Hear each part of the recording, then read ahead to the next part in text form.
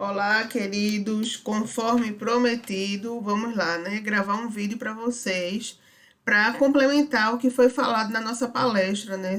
Com a professora Maria do Céu, referente ao referencial teórico. Eu já deveria ter mandado para vocês desde quinta-feira, né? Pelo menos, mas aí eu não conseguia. Toda hora que eu ia gravar o vídeo acontecia uma coisa e o tempo passou e foram várias atividades. Mas eu vou, né, enviar isso para vocês hoje, em pleno sábado. Tô aqui gravando e eu espero que agora dê certo, em nome do Senhor. Como é que vocês estão? Estão animados? Depois daquela palestra, conseguiram desenvolver alguma coisa, fazer o referencial teórico de vocês? Eu espero que sim. E aí eu vou abrir a atividade, né, para vocês colocarem o referencial teórico até quinta-feira, dia 3, tá certo? Então a gente tem tempo aí, que é para vocês produzirem o melhor. Então essa versão já é uma versão aprimorada que vocês devem me enviar, porque a gente não tem tempo de ficar indo e voltando, que nem a gente fez com a introdução, certo? Então vocês vão me enviar ela. Ela já vai servir como uma nota, né? E depois a gente tem próximas aulas, a gente vai falar sobre metodologia e tal, então a gente tem que seguir o baile. Então vamos lá, falando sobre referencial teórico, algumas coisinhas para complementar e ajudar vocês aí nessa elaboração. Então vejam, escrever um gênero acadêmico é basicamente pensar sobre o que alguém já disse, né? Então por isso que a gente nomeou a nossa palestra como quem disse o quê? Porque a gente não vai se utilizar do nosso achismo ou do nosso senso comum para a gente dizer alguma coisa ou com base apenas na nossa observação. A gente pode colocar a nossa fala, mas a gente tem que trazer um autor para fundamentar isso aí, certo? Então a gente vai organizar essas ideias, organizar essas leituras que a gente fez e vai fazer essa análise, né, envolvendo o que já foi dito e do que a gente está conseguindo interpretar. Nessa questão da interpretação, percebam que aqui eu trouxe esse slide para vocês, dizendo que a finalidade da pesquisa científica não é fazer um relatório. Você não vai fazer ali um relatório que fulano disse, o que Beltrano disse apenas. Você vai interpretar o que foi dito, quais são as variáveis e o que você entendeu disso, certo? Então, por isso que o referencial teórico ele também tem esse caráter interpretativo, que você vai trazer a opinião de um autor e você vai interpretar, compreender, apresentar a sua opinião, né, a partir do que fulano disse. Então, não façam uso do senso comum. Não se limitem a colocar a opinião de vocês como, eu observei que os professores têm sentido dificuldade nessa adaptação do ensino remoto, certo? Ok, você observou. E aí, mas essa dificuldade, ela existe? Você pode identificar isso com a sua pesquisa, mas você pode também já trazer alguns autores que já têm alguns artigos sobre isso, que eles já apontam essa dificuldade que existe, entendeu? Então, a gente não pode só tirar conclusões a partir do nosso senso comum da observação. A gente tem que fundamentar tudo aquilo que a gente está falando. Então, no referencial teórico, a gente vai fazer a apresentação dessas informações que já foram publicadas, né? Isso, ó, já foram publicadas. Não basta a gente reunir essas informações, a gente precisa, ó, examiná-las, criticá-las, né?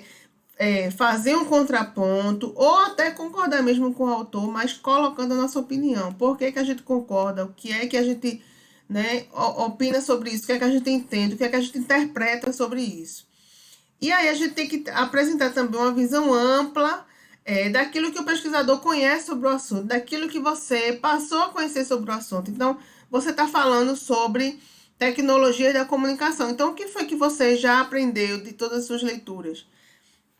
E aí eu relembro até uma pergunta que eu acho que foi a Alessandra que fez, dizendo assim, a gente pode colocar dois autores? Poder pode, mas não é o ideal, porque fica uma visão muito empobrecida da pesquisa, certo? Principalmente porque todos os temas que vocês estão abordando são temas que têm amplo referencial teórico, né? Exceto o de Maílson. O de Maílson não tenho muita certeza. Eu li pouquíssimos trabalhos de Maílson, mas ele pode encontrar alguma coisa, obviamente, em outras áreas, né? E aí, se a gente tem muitos autores, muitas pesquisas sobre esses assuntos, então por que que a gente vai se limitar a um, dois ou três? Então a gente não tem que construir o nosso referencial teórico quantificando, né? Quantos autores? Não. O foco não é esse. O foco é na qualidade da discussão. Então, você vai precisar citar quantos autores forem necessários até que se esgotem ou que seja suficiente aquela discussão ali. Claro, respeitando o limite de página. Então, a gente não pode se alongar demais. Então, se a gente vai falar sobre, exemplo, o ensino remoto. Aí, no ensino remoto, sempre está se falando agora sobre o novo normal, né? Então, o que seria o novo normal? Alguns autores já trazem essa definição. Então, você não vai trazer 10 autores para conceituar isso aí. Você traz um ou você traz outro, né? Dois autores, mas você também vai ter que ter o espaço de colocar a sua opinião e aí você segue. Então, um referencial teórico é uma é a reunião, né, de várias informações, de várias citações, de várias opiniões. E essas opiniões elas não podem ficar restritas a um ou dois autores. Vocês têm que ampliar isso aí. Principalmente porque o referencial teórico tem tudo a ver com o quê? Com os resultados. Então, lá nos resultados de vocês, toda a discussão que for feita, com aquela inferência teórica que vocês já conhecem, né? Já ouviram falar também, que é a análise de conteúdo, vocês precisarão referenciar os autores, fazer a discussão de vocês interpretando os dados que vocês coletaram, mas também com a opinião dos autores. E esses autores, preste atenção, os autores do referencial teórico, eles precisam ser retomados lá nos resultados. Então, se no seu referencial teórico você fez algo muito compacto, utilizou dois, três, quatro autores, lá no final, nos resultados, talvez você sinta essa dificuldade de fazer a discussão com esses autores. E aí você não pode trazer novos autores sobre isso, tá? Então, quais as referências teóricas sobre o seu assunto? Vejam, é aqui onde a gente faz uso das citações, né? E muitos de vocês têm dificuldade. Ah, professor, como assim que eu vou colocar a citação? Vou colocar onde? Vou colocar como? Como é que eu começo? Vejam. A dica que eu dou, gente, é a gente escrever alguma coisa, preste atenção. Deixa eu ver. Ah, tá se falando aí sobre o terceiro setor. Então, o que é o terceiro setor? Para você que está estudando esse tema, você sabe, tem isso muito claro definido na sua mente. Mas para outras pessoas que talvez não tenham conhecimento em sua totalidade do que é o primeiro, segundo, terceiro setor, vão ter dificuldade nisso. Então, ao invés de você sair falando do terceiro setor apenas como o travesseiro da sua cama, que você já tem muita afinidade ali, é pensar nas pessoas que não têm. Então, quando você escrever alguma coisa, tente ler de fora, tente ler como se o texto não fosse seu. Certamente vão surgir algumas dúvidas, e é nessas dúvidas que vocês devem trazer as citações, devem esmiuçar ainda mais a ideia. Vejam aqui nesse exemplo, né? Diariamente, né, estudantes universitários são sobrecarregados de atividades acadêmicas, curriculares ou extracurriculares. Na minha concepção, né, na minha experiência, eu tenho muito claro na minha cabeça o que são atividades acadêmicas curriculares e as extracurriculares. Se eu perguntar aqui a vocês o que são, alguns vão acertar, vão dizer muito claramente, a atividade curricular é isso, aquilo, outro. Extracurricular é aquilo. Outros vão ficar na dúvida, outros não vão ter resposta. E aí eu quero deixar o meu leitor ele confortável e ciente do que é que eu estou falando. Então, eu não vou passar por cima como um trator, olha, são sobrecarregados de atividades acadêmicas curriculares ou extracurriculares e pronto. Você, se quiser saber o que é, vá procurar no dicionário outros autores. Não. Eu vou trazer para você essa definição. Então, eu coloquei, ó. As atividades curriculares, né? São isso, aquilo, outro. Já as extracurriculares é aquilo, outro. Pronto, você vai fazer dessa sua forma. Você vai fazer dessa forma no seu trabalho. Ah, tem o terceiro setor, que pode ser um nicho de atuação do profissional de secretariado. Entende-se por terceiro setor, aquele ramo de atividade, não. terceiro setor diferencia-se do primeiro e do segundo setor, porque o primeiro setor é sobre isso, o segundo setor é sobre aquilo. Opa, veja como a gente vai situando o leitor, a gente vai explicando o que é que a gente está falando, certo? Olha só aí. Depois da gente trazer a citação do que é atividades curriculares, né, aqui em cima, ó, aí agora vem a minha opinião do que é que eu entendo também de atividades curriculares. Entende-se que as atividades curriculares são oriundas das disciplinas que estão cursando, as quais podem causar emoções difíceis, serem gerenciadas e tudo mais, ok. E aí eu complementei, né, com essa explicação aqui.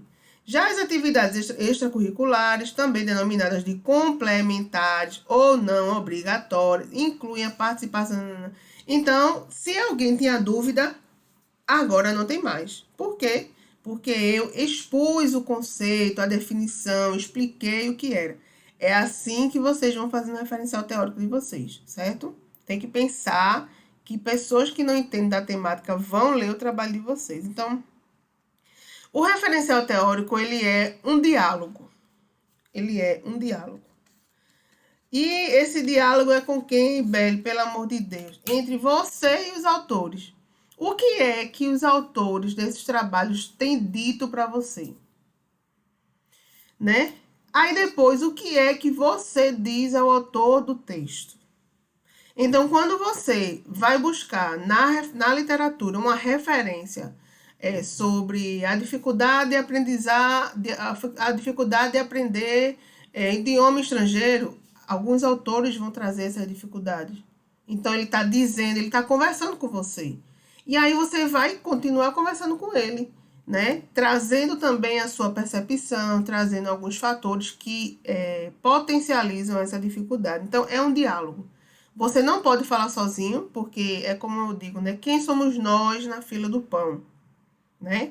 Então, a gente não pode apenas colocar a nossa opinião. A gente precisa de trazer a opinião de pessoas que já têm trabalhos publicados, porque esses trabalhos publicados foram avaliados por, no mínimo, 2 pessoas, né? Então, são opiniões de credibilidade. Não é que a nossa não tenha, mas num valor científico, a nossa opinião, ela vai ser dada lá nos resultados e nas considerações finais. Mas referencial teórico são teorias que são referências. Teorias que são referências. Então, a gente não pode falar sozinho e é um diálogo com o autor, né? As referências. Aí, obviamente, que a gente tem que falar das citações, né? Porque o referencial teórico, ele é construído com elas. E a gente tem aí a ABNT, que inclusive está no site do curso. Entrem lá para ver essa norma que foi atualizada, né, em 2018. E agora também, final de 2020. Tem uma versão atualizada aí, não sei. Não, é somente essa 2018. 2020 é outra sobre referências. Aí, o que é citação? Entende-se por citação a menção de uma informação que é extraída de outra fonte. Uma informação que é extraída de outra fonte. Então, eu estou aqui falando alguma coisa, e aí a pessoa, Elvis, vai querer dizer o que eu disse. Mas essa informação é dele? Não. A fonte foi quem? Eu. Né? Então, a informação extraída de Belle, Elvis vai ter que me citar. Se ele não fizer isso, é o quê? Se ele me citar sem dizer que sou eu, o que é isso? Que vocês já sabem, plágio. Isso mesmo. Nós temos alguns tipos de citações. Temos a citação direta, temos a citação indireta e temos a citação da citação, que é o famoso APUD. Então, veja, na citação direta é aquela em que a gente faz a transcrição exata da fala de outro autor, né? É quando a gente vai pegar exatamente o que o outro disse, vai copiar, vai colar lá no texto, aí vai colocar o sobrenome do autor, o ano da publicação e o número da página para dizer exatamente de onde foi retirado aquilo ali. Então, é algo assim bem inflexível, certo? Na citação indireta, né? Então, é um texto que é baseado no que o outro falou. Então, se Elvis vai querer dizer alguma coisa que eu disse, ele pode fazer uma citação direta. Percebam, Quando a gente está assistindo o repórter e o jornalista lá, no repórter, diz assim, olha, a gente estava lendo lá como é, meu Deus, um parecer de um processo, não sei das quantas. Abre aspas. Aí ele fala aquilo ali. Aquilo que ele está falando é exatamente lá do documento que ele tirou, sem fazer nenhum acréscimo. Fecha aspas. Então a gente sabe que aquela fala ali não é dele, embora seja ele que esteja falando. É de onde ele retirou. É daquela fonte de onde ele retirou. É de um documento, é de uma entrevista, certo? Se ele, quando ele diz assim, olha, o fulano de tal disse isso, aquilo, outro, pronto, ele ali, ele tá dando a opinião dele e dizendo o que o outro disse, sem ser exatamente como ele disse, né? Então, isso aí é uma citação indireta. E a citação da citação é quando a gente faz o apude, né? Então, assim, eu citei Elvis, e aí, ao invés da pessoa ir diretamente e citar Elvis, vem citar Belly. Então, Elisandra cita Belly que citou Elvis. Olha só, citação da citação, né? Mas vamos falar isso mais pra frente. Dentro de citações diretas, nós temos dois tipos, né? Elas se subdividem. Nós temos as citações diretas curtas e as longas. As curtas, elas têm até 3 linhas e são colocadas dentro do texto. Colocadas dentro do texto, dentro do texto.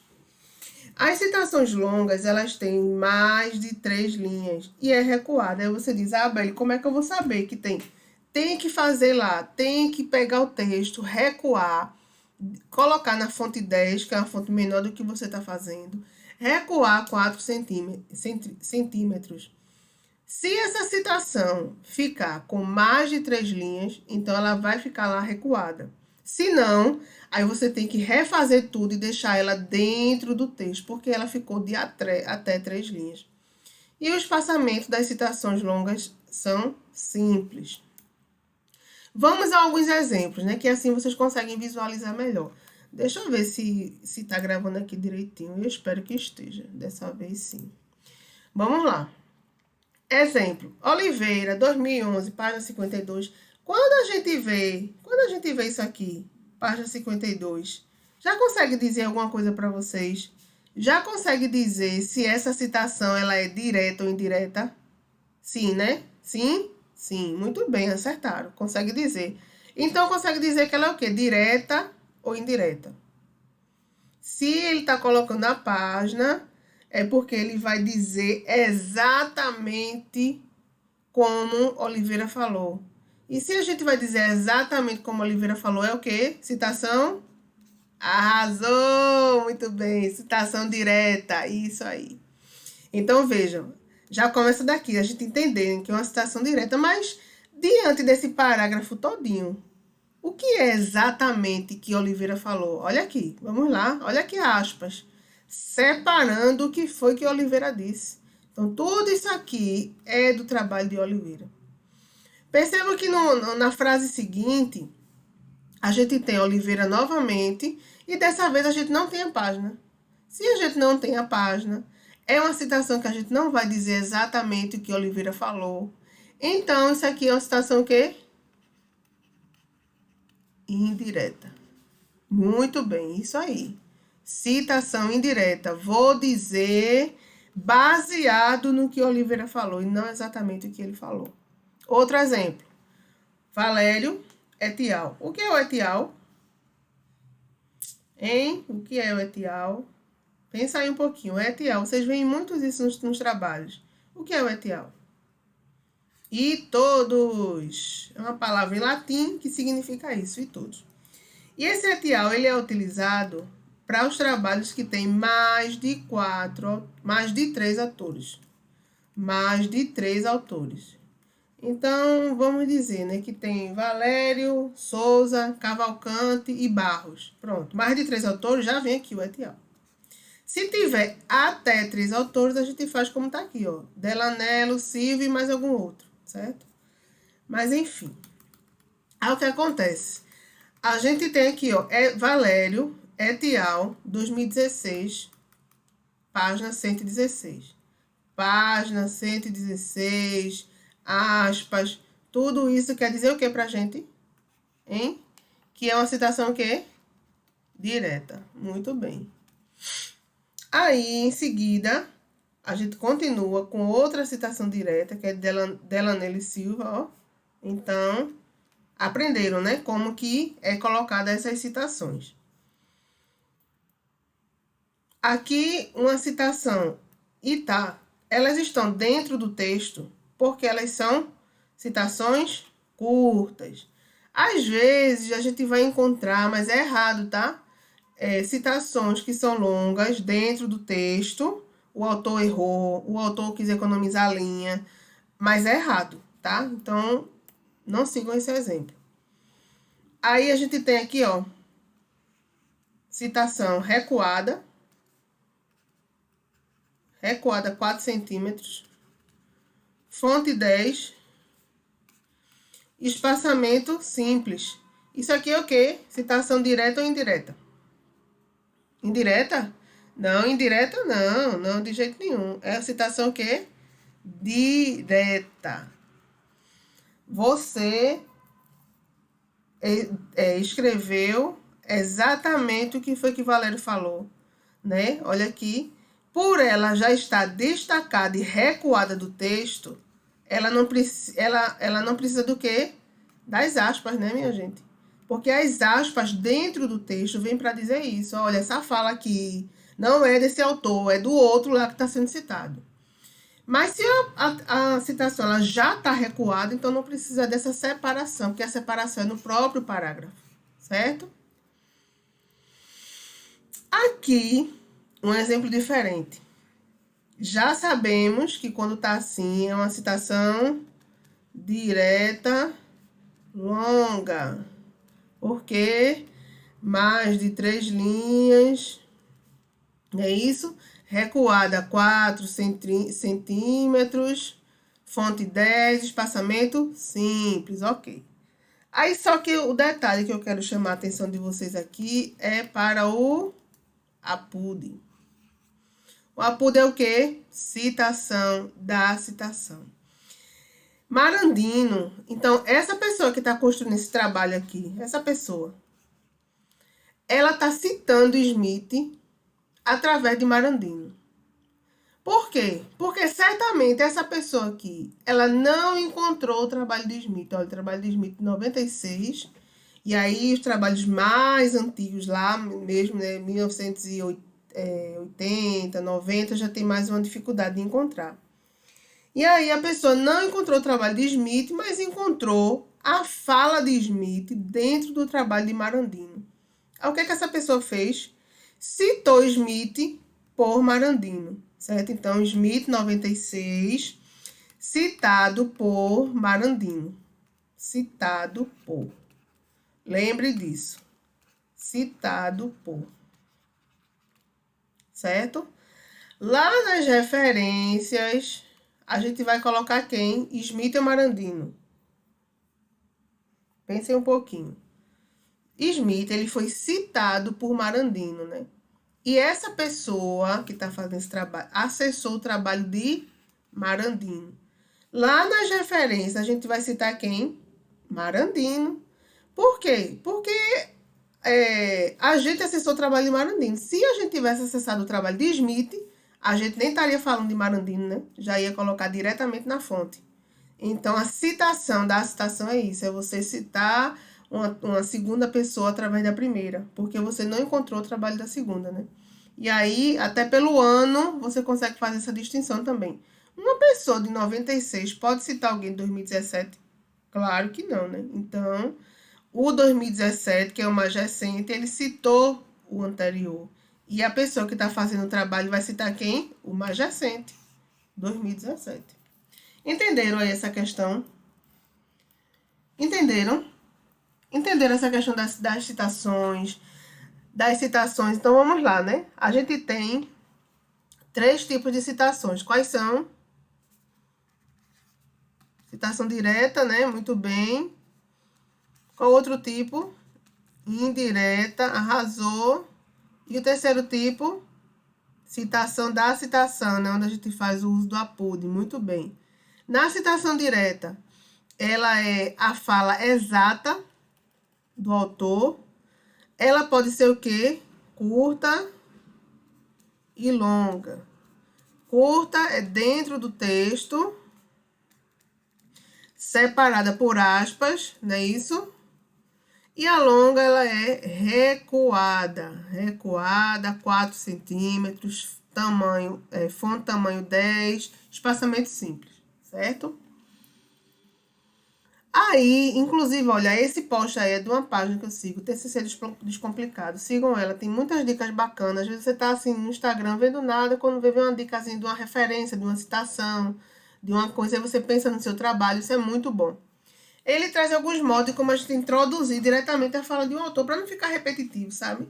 O autor X afirma que, o autor Y menciona lá, o autor W indica aqui. Vasconcelos postula aqui, Lucchesi define tal. Henriques, então, essa é uma forma de diversificar, de deixar o seu texto mais fluido, mais leve, sem estar tanto engessado. Aqui é uma coisa importante, evitar citações e trechos de sites, certo? Se vocês colocarem, deixa eu ver se eu consigo aqui, né? Se vocês colocarem aqui no Google, ensino remoto, não, secretariado remoto, um exemplo. E eu der Enter, estão vendo?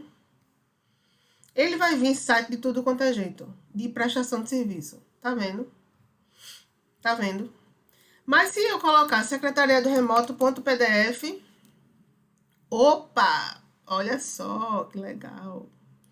Já apareceu aqui, ó, revista da GSEC, assessoramento remoto por meio de escritório virtual, evidências da adaptação de profissionais do secretariado, outro artigo da GSEC, ou um artigo aqui na revista Expectativa, um trabalho aqui na UFBA, Universidade Federal da Bahia, um trabalho aqui na revista. Então, percebe? Só fiz colocar o PDF. Se você quiser algo mais amplo, então podemos colocar uma base de dados, Cielo. Aí vão vir os trabalhos que estão indexados na Cielo, certo? Deixa eu colocar aqui o que? Terceiro setor. Olha aqui. Terceiro setor, organização das políticas sociais. Aí são trabalhos de confiança, de credibilidade. Então, aqueles trabalhos que apareceram assim, a gente não deve citar. Que apareceu assim em site avulso, independente, a gente não deve citar, certo? Por quê? Olha, trouxe um exemplo aqui de um artigo. Um artigo fez essa referência, citou lá o cara, Grespa, não sei o quê, e trouxe essa referência. E trouxe o link. Quando a gente clica no link, cadê o link? Ops, o rapaz não existe mais. Então, por isso que a gente não deve utilizar. A gente deve procurar apenas materiais científicos. Entenderam? Deixa eu dar uma pausa aqui, né? Cadê esse meu arquivo? Se está funcionando, vou interromper aqui.